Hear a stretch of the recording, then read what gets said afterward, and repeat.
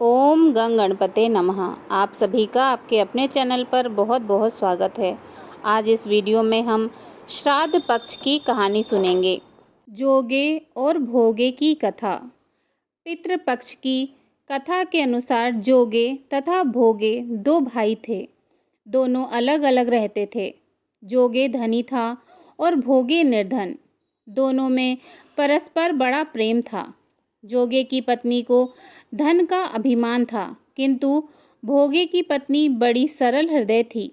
पितृपक्ष आने पर जोगे की पत्नी ने उससे पितरों का श्राद्ध करने के लिए कहा, तो जोगे इसे व्यर्थ का कार्य समझकर टालने की चेष्टा करने लगा।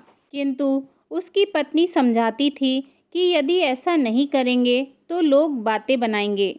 फिर उसे अपने मायके वालों को दावत पर बुलाने और अपनी शान दिखाने का यह उचित अवसर लगा। अतः वह बोली, आप शायद मेरी परेशानी की वजह से ऐसा कह रहे हैं, किंतु इसमें मुझे कोई परेशानी नहीं होगी। मैं भोगे की पत्नी को बुला लूँगी, दोनों मिलकर सारा काम कर लेंगी। फिर उसने जोगे को अपने पीहर न्योता देने के लिए भेज दिया। दूसरे दिन उसके बुलाने पर भोगे की पत्नी सुबह सवेरे आकर काम में जुट गई। उसने रसोई तैयार की, अनेक पकवान बनाए, फिर सभी काम निपटाकर अपने घर आ गई। आखिर उसे भी तो पितरों का श्राद्ध तर्पण करना था। इस अवसर पर न जोगे की पत्नी ने उसे रोका, न वह रुकी। शीघ्र ही दोपहर हो गई। पितर भूमि पर उतरे। जोगे भोगे के पितर पहले जोगे के यहाँ गए तो देखते हैं कि उसके ससुराल वाले वहाँ भोजन पर जुटे हुए हैं।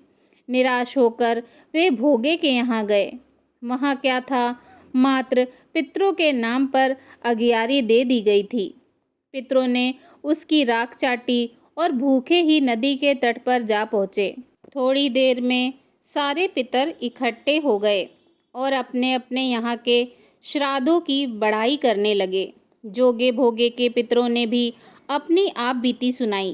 फिर वे सोचने लगे, अगर भोगे समर्थ होता तो शायद उन्हें भूखा न रहना पड़ता, मगर भोगे के घर में तो 2 जून की रोटी भी खाने को नहीं थी। यही सब सोचकर उन्हें भोगे पर दया आ गई। अचानक वे नाच नाच कर गाने लगे, भोगे के घर धन हो जाए, भोगे के घर धन हो जाए। सांझ होने को हुई। भोगे के बच्चों को कुछ भी खाने को नहीं मिला था। उन्होंने माँ से कहा, भूख लगी है।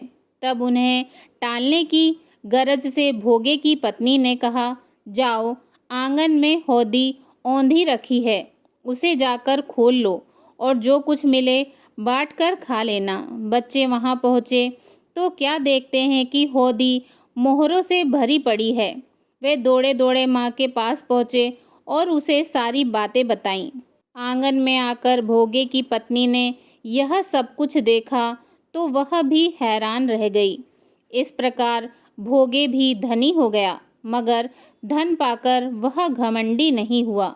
दूसरे साल का पितृ पक्ष आया। श्राद्ध के दिन भोगे की स्त्री ने 56 प्रकार के व्यंजन बनाए। ब्राह्मणों को बुलाकर श्राद्ध किया, भोजन कराया, दक्षिणा दी।